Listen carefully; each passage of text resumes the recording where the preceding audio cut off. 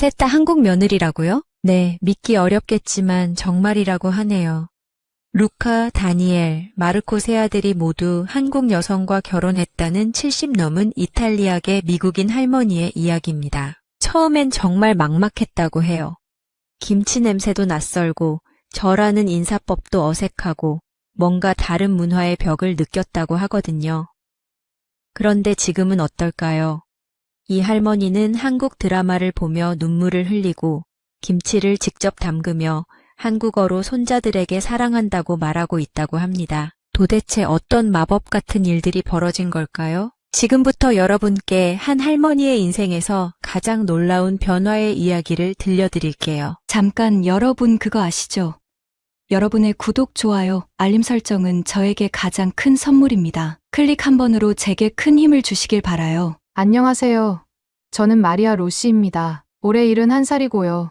시카고에서 남편 마르코와 함께 살고 있어요. 저희는 이탈리아에서 미국으로 이민 온 지 40년이 넘었습니다. 그동안 이곳에서 세 아들을 키우며 평범한 이탈리아계 미국인 가정을 꾸려왔어요. 첫째 아들 루카는 35살로 의사입니다. 정말 자랑스러운 아들이에요. 어려서부터 공부를 잘했고 의과대학을 나와서 지금은 시카고의 큰 병원에서 내과 의사로 일하고 있어요. 성격도 차분하고 책임감이 강해서 형으로서 동생들을 잘 챙기는 편이죠. 둘째 다니엘은 32살이고 회계사예요. 루카처럼 똑똑하진 않지만 꼼꼼하고 성실한 성격이거든요. 대학에서 경영학을 전공하고 지금은 중견 회계법인에서 일하고 있습니다. 어려서부터 계산을 좋아했던 아이였어요. 막내 토니는 29살로 게임 개발자입니다. 요즘 젊은이들이 좋아하는 그런 컴퓨터 게임을 만드는 일을 해요. 사실 저는 아직도 토니가 하는 일이 정확히 뭔지 잘 모르겠어요. 하지만 회사에서 인정받는 실력자라고 하더라고요. 그런데 여러분,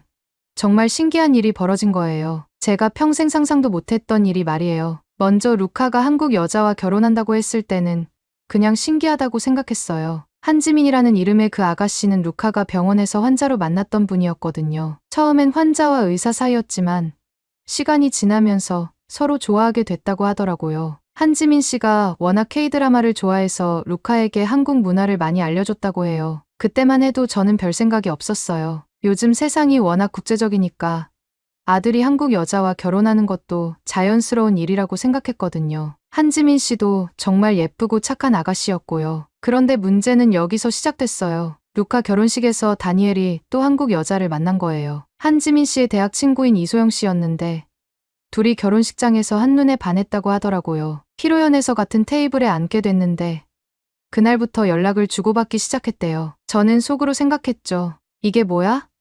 설마 다니엘도 한국 여자와 결혼하는 건 아니겠지. 하지만 제 걱정이 현실이 됐어요. 다니엘과 소영 씨가 사귀기 시작한 지 1년 만에 결혼 발표를 한 거예요. 이제 좀 이상하다 싶었어요. 첫째도 한국 여자, 둘째도 한국 여자라니. 하지만 아직 막내 토니가 남아있으니까 괜찮다고 생각했죠. 토니만은 분명 미국 여자와 결혼할 거라고 말이에요. 그런데 여러분, 이 이야기의 반전은 여기부터입니다. 토니가 두 형들이 모두 한국 여자와 결혼한 걸 보고 한국에 관심을 갖기 시작한 거예요. 형수들이 가져오는 한국 음식도 맛있어하고 한국 드라마도 보고 심지어 한국 게임까지 하기 시작했어요. 그러던 어느 날 토니가 회사에서 한국 게임 회사와 협업 프로젝트를 맡게 됐다고 하더라고요. 3달 동안 서울에 출장을 가야 한다는 거예요. 저는 그때도 별 생각 없었어요. 그냥 일 때문에 가는 출장이니까요. 그런데 토니가 서울에서 보내온 사진들을 보니까 뭔가 이상한 거예요. 혼자 찍은 사진이 아니라 누군가와 함께 찍은 사진들이 많더라고요. 물어보니까 회사에서 배정해준 통역사라고 하는데 김예린 씨라는 분이었어요. 설마 했는데 정말 그 설마였어요. 토니가 출장에서 돌아와서는 예린 씨와 계속 연락하고 있다고 하더라고요. 영상통화도 매일 하고 심지어 한국어까지 배우기 시작했어요. 그리고 드디어 토니도 결혼 발표를 했습니다. 세 번째 한국 며느리의 탄생이었어요. 저는 정말 어리둥절했어요. 이게 우연일 수가 있나요? 세 아들이 모두 한국 여자와 결혼한다니. 주변 사람들도 다들 신기해했어요. 이웃 할머니들은 저보고 한국과 무슨 특별한 인연이 있냐고 물어보기까지 했거든요. 하지만 아들들은 모두 행복해 보였어요. 그게 가장 중요한 거니까.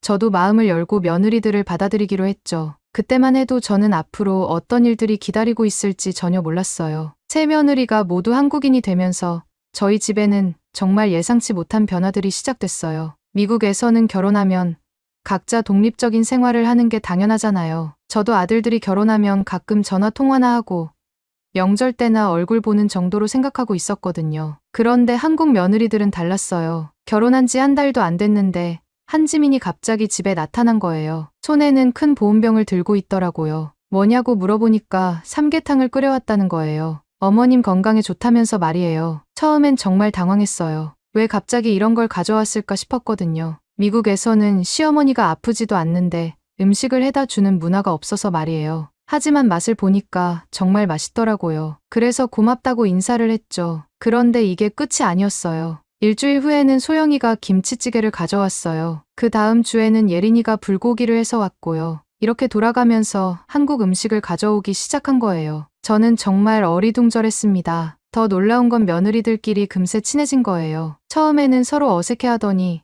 언제부턴가 셋이 함께 쇼핑을 가고 식사도 같이 하기 시작했어요. 마치 친자매처럼 지내는 모습을 보니까 신기하면서도 조금은 어색했어요. 어느 날은 셋이 함께 저희 집에 왔어요. 손에는 각종 재료들을 가득 들고 말이에요. 뭘 하려는 거냐고 물어보니까 함께 만두를 빚어서 냉동실에 넣어두려고 한다는 거예요. 제가 혼자 살기 힘들까봐 걱정된다면서요. 그때 저는 좀 당황스러웠어요. 물론 고마운 마음이었지만 미국에서는 시어머니와 며느리가 이렇게 끈끈하게 지내지 않거든요. 각자의 생활을 존중하는 게 일반적인 문화니까요. 그래서 처음엔 좀 부담스럽기도 했어요. 특히 전화가 정말 많이 왔어요. 하루에 3번씩은 전화가 오는 거예요. 한지민이가 점심 드셨냐고 묻고, 소영이가 병원 가실 일 있으면 같이 가겠다고 하고, 예린이가 마트에서 뭐 필요한 거 없냐고 물어보고 말이에요. 어느 날은 정말 웃지 못할 일이 있었어요. 제가 감기 기운이 있다고 지민이에게 말했더니 저녁에 세 며느리가 모두 저희 집에 나타난 거예요. 각자 감기에 좋다는 음식을 해가지고 온 거죠.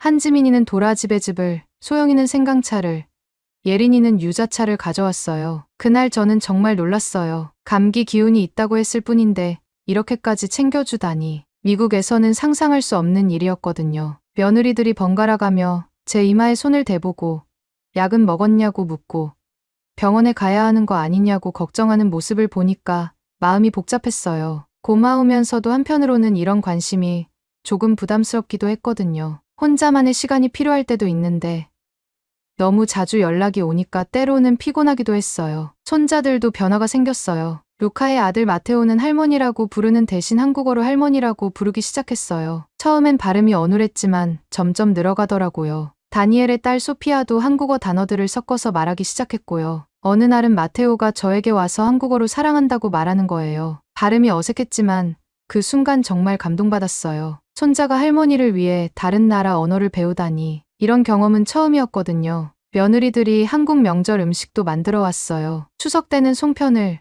설날에는 떡국을 가져왔어요. 그리고 명절 인사도 한국식으로 하더라고요. 절을 하면서 새해 복 많이 받으세요라고 말하는 거예요. 처음에는 이 모든 게 너무 낯설었어요. 미국에서 50년 가까이 살면서 이런 문화는 경험해 본 적이 없었거든요. 가끔은 혼자만의 시간이 그리웠어요. 예전처럼 조용히 책을 읽거나 정원 가꾸기를 하고 싶을 때도 있었고요. 하지만 시간이 지나면서 이상한 일이 벌어졌어요. 며느리들이 하루라도 연락을 안 하면 뭔가 허전한 거예요. 한국 음식을 안 가져오면 아쉽기도 하고요. 어느새 저도 모르게 며느리들의 관심과 사랑에 익숙해져 가고 있었던 거죠. 그러던 어느 날 정말 특별한 일이 일어났어요. 제가 넘어져서 발목을 삐었는데 그 소식을 들은 세 며느리가 모두 직장을 일찍 나와서 저희 집으로 달려온 거예요. 그리고 번갈아가며 저를 돌봐주기 시작했어요. 그때 저는 깨달았어요. 이게 바로 가족이구나. 혈연 관계를 떠나서 진정으로 서로를 아끼고 사랑하는 것이 가족이라는 걸 말이에요. 며느리들의 진심 어린 관심이 얼마나 소중한 건지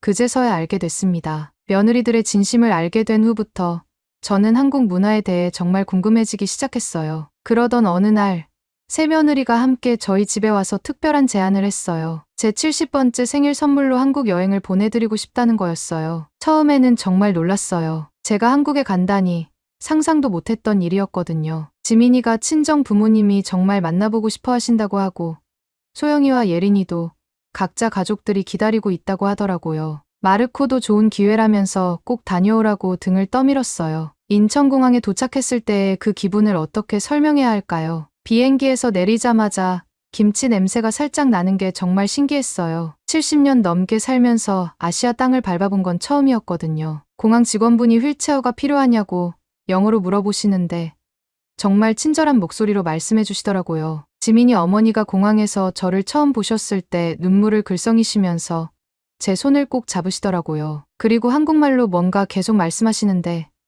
지민이가 번역해 주니까 딸을 잘 돌봐줘서 고맙다는 말씀이었어요. 그 따뜻한 손길이 아직도 기억나요. 첫날 저녁은 지민이 친정에서 보냈는데 정말 잊을 수 없는 경험이었어요. 집에 들어서자마자 된장찌개 냄새가 코끝을 찔렀는데 미국에서 맡던 것과는 완전히 다른 진짜 한국집 냄새였어요. 지민이 어머니가 정성스럽게 차려주신 한정 식상을 보고는 정말 깜짝 놀랐어요. 작은 접시에 담긴 반찬이 12가지나 되더라고요. 시금치 나물은 참기름 향이 진하게 나면서 고소했고 도라지는 아삭아삭하면서도 약간 쌉싸름한 맛이 독특했어요. 특히 지민이 할머니가 직접 담그신 김치를 맛봤을 때는 정말 눈이 번쩍 뜨였어요. 매콤하면서도 시원하고 뭔가 깊은 맛이 있더라고요. 지민이 아버지가 소주를 따라주시면서 건배를 하자고 하시는데 처음 마셔본 소주 맛이 정말 독특했어요. 보드카보다는 순하지만 확실히 독한 술이더라고요. 그런데 김치와 함께 먹으니까 묘하게 잘 어울리는 거예요. 다음날 경복궁에 갔을 때는 정말 압도됐어요. 광화문을 통과할 때 그 웅장한 느낌이란 수백 년 된 나무 기둥들이 시간의 무게를 그대로 간직하고 있는 것 같았어요. 근정전 앞에 서니까 마치 조선시대로 시간여행을 온 것 같은 기분이었어요. 한복 체험을 할 때가 제일 재미있었어요. 한복집 사장님이 제 체형을 보시더니 연보라색 저고리에 자주색 치마를 추천해 주시더라고요. 처음에는 어떻게 입는지 몰라서 헤맸는데 사장님이 친절하게 도와주셨어요. 치마끈을 매는 방법부터 저고리 섭을 여미는 법까지 하나하나 알려주시면서요. 머리도 전통 방식으로 올려주셨는데 비녀를 꽂으면서 사장님이 정말 고운 할머니라고 계속 칭찬해 주시더라고요. 거울을 보니까 정말 신기했어요. 70년 넘게 살면서 이런 모습에 제 자신을 본 건 처음이었거든요. 한복을 입으니까 자연스럽게 걸음걸이도 우아해지는 것 같았어요. 남대문 시장에서는 정말 신기한 경험을 했어요. 호떡 아줌마가 저를 보시더니 외국인이라고 신기해하시면서 갓 구운 호떡을 하나 더 주시는 거예요. 겉은 바삭바삭하고 속에서는 뜨거운 흑설탕이 주르륵 흘러나오는데 입안에서 달콤함이 확 퍼지더라고요. 너무 뜨거워서 혀를 댈 뻔했지만 정말 맛있었어요. 떡볶이도 처음 먹어봤는데 처음엔 너무 매워서 깜짝 놀랐어요. 그런데 계속 먹다 보니까 중독성이 있더라고요. 쫄깃쫄깃한 떡이 달콤하면서도 매콤한 소스와 어우러지니까 자꾸만 손이 가는 거예요. 찜질방 경험은 정말 충격적이었어요. 예린이 어머니와 함께 갔는데 처음에는 어떻게 해야 할지 몰라서 당황했어요. 건물에 들어서자마자 이상한 냄새가 났어요. 뭔가 흙냄새 같기도 하고 한약 냄새 같기도 한 독특한 향이었거든요. 접수를 하니까 직원분이 저에게 작은 수건과 옷을 주시더라고요. 정말 이상한 모양의 옷이었어요. 상의는 너무 크고 하의는 너무 넓어서 마치 잠옷 같았어요. 거울을 보니까 정말 우스꽝스러운 모습이었는데 예린이 어머니도 똑같은 옷을 입고 계시니까 조금 안심이 되더라고요. 처음에는 황토방에 들어갔어요. 바닥이 정말 뜨거웠는데 누우니까 등이 따뜻해지면서 정말 기분이 좋아졌어요. 미국에서는 이런 걸 경험해 본 적이 없었거든요. 마치 거대한 온돌 같은 느낌이었어요. 그 다음에는 불가마에 들어갔어요. 정말 뜨거웠어요. 처음엔 숨이 막히는 것 같았는데 예린이 어머니가 천천히 심호흡하라고 알려주시더라고요. 몇 분 지나니까 땀이 줄줄 흐르기 시작했어요. 그런데 신기한 건 기분이 나빠지지 않고 오히려 상쾌해지는 거예요. 제일 신기했던 건 얼음방이었어요. 뜨거운 불가마에서 나와서 바로 얼음방에 들어가니까 정말 놀라웠어요. 벽면에 얼음이 가득 붙어 있고 온도가 영하로 내려가 있더라고요. 예린이 어머니가 뜨거운 곳과 차가운 곳을 번갈아 다니면 혈액순환이 좋아진다고 설명해 주시더라고요. 정말 그런 것 같았어요. 평소에 무릎이 안 좋아서 계단 오르내리기가 힘들었는데 찜질방에서 나온 후에는 무릎이 한결 가벼워진 느낌이었거든요. 중간에 휴게실에서 맥반석 계란을 먹었는데 정말 특별했어요. 처음에는 그냥 삶은 계란인 줄 알았는데 맛을 보니까 완전히 달랐어요. 부드럽고 고소한 맛이 일반 계란과는 차원이 다르더라고요. 맥반석이라는 특별한 돌에서 나오는 열로 오랫동안 익힌 거라고 하시더라고요. 식혜도 처음 마셔봤어요. 달콤하면서도 시원한 음료인데 쌀이 둥둥 떠다니는 게 정말 독특했어요. 찜질방에서 흘린 땀 때문에 목이 말랐는데 식혜를 마시니까 정말 시원해지더라고요. 한 할머니가 저를 보시더니 외국인이냐고 물어보시는 거예요. 예린이 어머니가 번역해 주시니까 미국에서 온 며느리라고 하시더라고요. 그러니까 그 할머니가 정말 신기해하시면서 한국 찜질방이 어떠냐고 물어보시는 거예요. 어떤 할머니는 제 무릎을 보시더니 아프냐고 물어보시는 거예요. 그 할머니가 무릎에 좋은 방법을 알려주시더라고요. 뜨거운 곳에서 충분히 몸을 따뜻하게 한 다음에 찬 곳에 가서 근육을 수축시키면 관절에 좋다고 하시면서요. 정말 그 말씀대로 했는데 신기하게도 무릎이 한결 편해지는 거예요. 평소에 무릎 때문에 고생이 많았는데 이런 자연 치료법이 있다니 정말 놀라웠어요. 찜질방에서 4시간 정도 보냈는데 나올 때는 정말 새 사람이 된 것 같은 기분이었어요. 피부도 매끄러워지고 무릎도 편해지고 전체적으로 몸이 정말 가벼워졌거든요. 이런 경험은 미국에서는 절대 할 수 없는 일이었어요. 인사동에서 전통차를 마신 경험도 잊을 수 없어요. 작은 찻집에 들어갔는데 한지로 만든 조명이 은은하게 빛나고 있더라고요. 사장님이 대추차를 끓여주시는데 은은한 대추 향이 코끝을 스치면서 마음이 평온해지는 느낌이었어요. 찻잔도 정말 예뻤어요. 백자로 만든 작은 잔에 붉은 대추차가 담겨 있으니까 마치 예술품 같더라고요. 한 모금 마시니까 달콤하면서도 따뜻한 맛이 목구멍을 타고 내려가면서 온몸이 포근해졌어요. 사장님이 외국인이 전통차를 마시러 온 걸 신기해하시면서 오미자차도 서비스로 주셨어요. 보라빛이 도는 예쁜 색깔의 신맛과 단맛이 절묘하게 어우러진 맛이었어요. 마시고 나니까 입안이 깔끔해지면서 기분이 상쾌해지더라고요. 한강에서 본 야경은 정말 환상적이었어요. 강물에 비친 불빛들이 반짝반짝 춤을 추는 것 같았고 멀리 보이는 빌딩들의 네온사인이 강물을 형형색색으로 물들이고 있더라고요. 강바람이 살살 불어와서 정말 시원했어요. 예린이가 한국의 치킨 맥주 문화를 경험해보라고 해서 배달 앱으로 치킨을 주문했는데 정말 신기한 일이 벌어졌어요. 한강공원 어디에 있는지 정확한 주소도 모르는데 배달기사분이 정말 찾아온 거예요. 예린이가 랜드마크를 설명해주고 전화로 위치를 알려줬더니 20분도 안 돼서 오토바이를 타고 나타나시는 거예요. 배달기사분이 정말 친절하셨어요. 외국인인 저를 보시더니 한국 치킨 처음 드셔보시냐고 물어보시면서 맛있게 드시라고 인사까지 해주시더라고요. 한강 같은 넓은 공원에서도 정확하게 배달이 온다니 정말 놀라웠거든요. 치킨을 열어보니까 정말 예술 작품 같았어요. 겉이 황금색으로 바삭하게 튀겨져 있고 양념이 윤기나게 발라져 있더라고요. 한 입 베어 물자마자 겉은 바삭하고 속은 촉촉한 게 정말 완벽했어요. 양념이 달콤하면서도 매콤해서 자꾸만 손이 가는 거예요. 차가운 맥주와 함께 먹으니까 더욱 맛있었어요. 매콤한 치킨을 먹고 시원한 맥주를 마시니까 입안이 깔끔해지면서 또 치킨이 먹고 싶어지더라고요. 주변을 둘러보니까 정말 신기한 광경이 펼쳐져 있었어요. 밤 10시가 넘었는데도 한강에는 정말 많은 사람들이 있더라고요. 연인들은 돗자리를 펴고 앉아서 치킨을 먹고 있고 친구들은 둘러앉아서 맥주를 마시며 웃고 있고 가족들은 아이들과 함께 산책을 하고 있었어요. 특히 놀라운 건 여성들이 혼자서도 자유롭게 돌아다니고 있다는 거였어요. 젊은 여학생들이 밤늦게 친구들과 함께 자전거를 타고 지나가고 혼자 조깅하는 여성들도 보였어요. 미국에서는 밤에 여성이 혼자 공원을 다니는 건 정말 위험한 일인데 한국은 완전히 달랐어요. 예린이에게 물어보니까 한국은 치안이 정말 좋다고 하더라고요. 정말 그런 것 같았어요. 사람들이 정말 자유롭고 편안한 모습으로 밤 시간을 즐기고 있더라고요. 우리 옆에서 치킨을 먹고 있던 한국 가족이 저를 보시더니 외국인이냐고 물어보시는 거예요. 예린이가 미국에서 온 할머니라고 소개해드리니까 정말 반갑게 인사해 주시면서 한국 치킨이 어떠냐고 물어보시더라고요. 가장 인상적이었던 건 사람들의 여유로운 모습이었어요. 직장인들이 퇴근 후에 스트레스를 풀러 나와서 친구들과 즐거운 시간을 보내고 학생들은 자유롭게 놀고 있었어요. 미국에서는 밤에 이렇게 많은 사람들이 안전하게 공원에서 시간을 보내는 모습을 보기 어려운데 한국은 정말 치안이 좋구나 싶었어요. 한국에서의 마지막 날 아침, 저는 정말 아쉬운 마음으로 눈을 떴어요. 벌써 떠날 시간이 다가온다니 믿어지지 않았거든요. 지민이 어머니가 새벽부터 일어나셔서 김밥을 싸주고 계시더라고요. 비행기에서 먹으라고 하시면서 눈물을 글썽이시는 모습을 보니까 저도 마음이 아팠어요. 사실 하루 전날에 정말 특별한 경험을 했어요. 지민이가 미용실에 가자고 제안한 거예요. 여행 내내 정신없이 다니느라 머리가 엉망이 됐으니까 예쁘게 정리하고 미국에 돌아가면 좋겠다면서요. 미국에서는 미용실에 가려면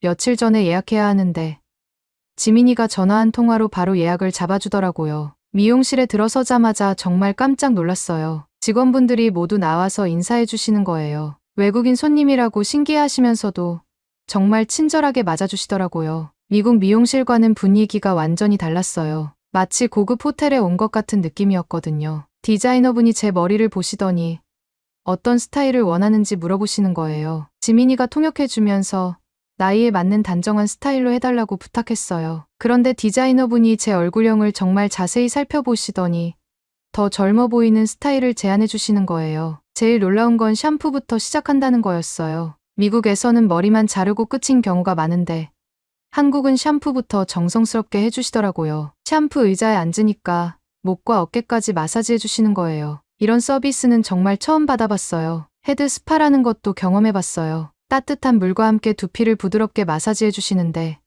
정말 기분이 좋아지더라고요. 마치 꿈을 꾸는 것 같았어요. 미국에서는 이런 섬세한 서비스를 받을 수 없거든요. 머리를 자르는 과정도 정말 인상적이었어요. 디자이너분이 꼼꼼하게 한 올 한 올 다듬어 주시면서 중간중간 거울로 확인해 보라고 하시더라고요. 그리고 제 얼굴형에 어울리는 방향으로 자연스럽게 레이어를 넣어주시는 거예요. 정말 예술가 같으셨어요. 드라이하면서도 계속 스타일링을 해주시더라고요. 볼륨을 살려주면서도 자연스럽게 말아주시니까 거울 속 제 모습이 정말 달라 보이는 거예요. 10년은 젊어진 것 같았어요. 지민이도 깜짝 놀라면서 정말 아름다우시다고 계속 칭찬하더라고요. 마지막에 목과 어깨 마사지까지 해주시는 거예요. 여행하느라 뭉친 근육을 풀어주신다면서 정말 시원하게 마사지해 주시더라고요. 이런 세심한 배려는 정말 상상도 못했어요. 가격도 놀라웠어요. 샴푸부터 컷, 드라이, 마사지까지 받았는데 3만 원 정도밖에 안 나온 거예요. 미국에서는 기본 커트만 해도 $50는 넘는데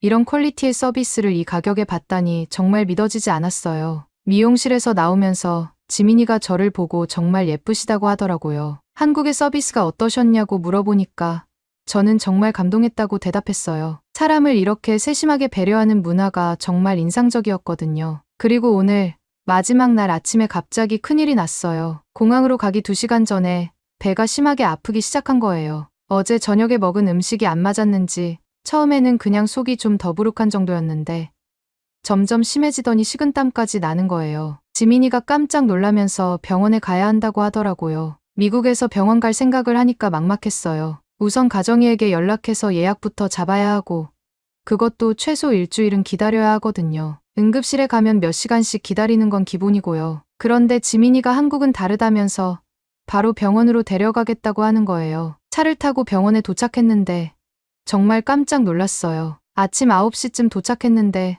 접수처에서 바로 진료 카드를 만들어주더라고요. 외국인이라고 하니까 직원분이 영어로 친절하게 설명해 주시면서 필요한 서류를 알려주셨어요. 대기실에서 기다린 시간이 고작 15분 정도였어요. 미국에서는 예약을 해도 1시간은 기본으로 기다리는데 이렇게 빨리 불러주다니 믿어지지 않았어요. 진료실에 들어가니까 젊은 의사 선생님이 정말 친절하게 맞아주시더라고요. 의사 선생님이 통역 앱을 사용해서 제 증상을 자세히 물어보시는 거예요. 언제부터 아팠는지, 어떤 음식을 먹었는지, 평소에 복용하는 약이 있는지까지 꼼꼼하게 확인하시더라고요. 그리고 바로 혈액 검사와 복부 초음파 검사를 받으라고 하시는 거예요. 검사실로 가는 길에 지민이가 설명해 주는데 한국은 의료 시스템이 정말 효율적이라고 하더라고요. 대부분의 검사를 당일에 받을 수 있고 결과도 바로 나온다면서요. 정말 그랬어요. 혈액 검사는 10분도 안 걸렸고 초음파 검사도 금방 끝났어요. 1시간 후에 다시 진료실에 가니까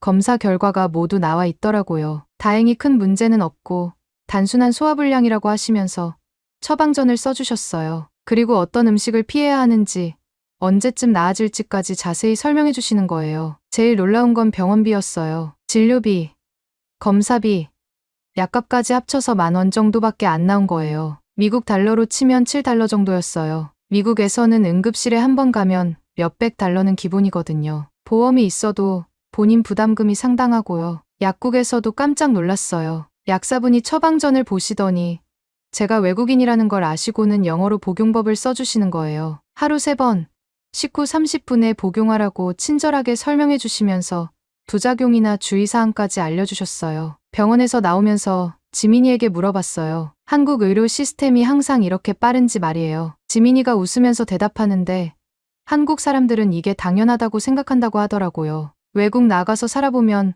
한국 의료 시스템이 얼마나 좋은지 안다면서요. 약을 먹고 나니까 금세 나아지더라고요. 공항에 갈 때쯤에는 거의 괜찮아졌어요. 지민이 어머니가 정말 다행이라면서 한국에서 아프지 않고 치료받을 수 있어서 천만다행이라고 하시더라고요. 공항으로 가는 길에 새 며느리의 가족들이 모두 나와서 배웅해 주셨어요. 지민이 아버지는 제 손에 작은 선물 상자를 쥐어주시면서 한국을 잊지 말아달라고 당부하시더라고요. 상자를 열어보니까 작은 한복 인형이 들어있었어요. 비행기 안에서 저는 계속 생각했어요. 미용실에서 받은 세심한 서비스부터 병원의 효율적인 시스템까지 한국이라는 나라가 얼마나 사람을 배려하는지 정말 놀랐거든요. 사람을 먼저 생각하는 마음이 모든 곳에 스며들어 있더라고요. 집에 도착해서 마르코에게 한국 이야기를 하니까 정말 놀라더라고요. 특히 의료 시스템 이야기를 하니까 한국이 정말 선진국이라고 감탄하더라고요. 며느리들 덕분에 이런 훌륭한 나라를 알게 되어서 정말 감사하다고 했어요. 이제 저는 한국이 제 제2의 고향이라고 생각해요. 사람을 배려하는 마음과 최고 수준의 서비스가 조화를 이루는 나라. 70년 넘게 살면서 이런 특별한 경험을 할 수 있게 해준 며느리들에게 정말 고마워요. 오늘의 이야기는 여기까지입니다. 마음에 드셨다면 구독과 좋아요 잊지 말고 한 번씩 눌러주세요. 소중한 시간 함께 해주셔서 진심으로 감사드리고 앞으로도 더 깊은 이야기로 여러분을 찾아뵐게요. 여러분을 찾아뵐게요. 여러분을 찾아뵐게요. 여러분을 찾아